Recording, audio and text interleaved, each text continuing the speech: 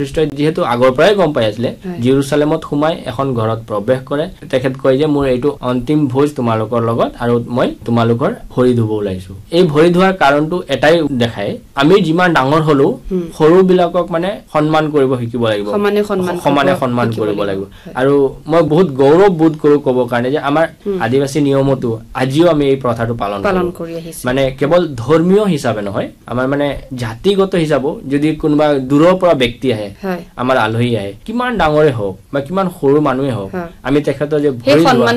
সন্মানখিনি আমি এতিয়াও পালন কৰো সেই বৃহস্পতিবাৰৰ দিনাই তেখেত শিষ্যসকলৰ লগত ভোজ কৰে ভোজ কৰাৰ পিছতে তেখেতে সেই বাৰীটো লৈ যায় এটা প্ৰাৰ্থনা ৰূপে লৈ লৈছো ভোজ কৰাটো আৰু সেইটোৱে আজিৰ দিনত আমাৰ গীৰ্জাত পুৰোহিত তেখেতসকলে গীৰ্জাত এটা প্ৰাৰ্থনা কৰে সেইটো কেৱল ফাদাৰহঁতেই কৰিব পাৰে সেই প্ৰাৰ্থনাটো সেইদিনাখনহে আৰম্ভ হৈছিলে সেই ভোজটোত যীশু খ্ৰীষ্টক আমি যোনটো চালো শিষ্যসকলৰ ভৰি ধুলে ভৰি ধোৱাৰ পিছত তেখেতে হাতত ৰুটি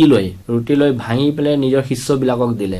ভগাই দিছিলে এটাই উদ্দেশ্যৰে কৈছিলে যে এই ৰুটিটোৱে মোৰ শৰীৰ যিকেইজনে এই শৰীৰটো খাব তেখেতসকলে মুক্তি পাব লগতে তাতে আছিলে দাখাৰাছ যোনটোক তেখেতে দি কৈছিলে যে এইটো মোৰ তেজ দাখাৰাছটো কি হয় বাৰু দাখাৰাছ মানে আপোনাৰ আঙ্গুৰ প্ৰেছ কৰি যোনটো পানী ওলায় সেইটো দাখাৰাছ আৰু সেইটো সময়ত জেৰুজালেমত সেই 2000 বছৰ আগতে সেই পানীয়টো খুব ব্যৱহাৰ হৈছিলে মানে কিবা এটা ভোজ চুজ হলে সেইটোৱে আহিব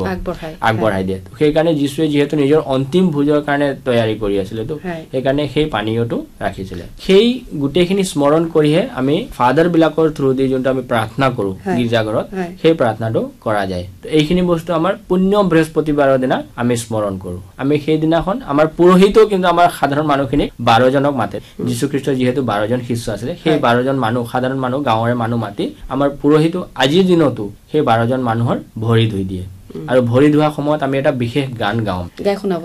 নিশ্চয়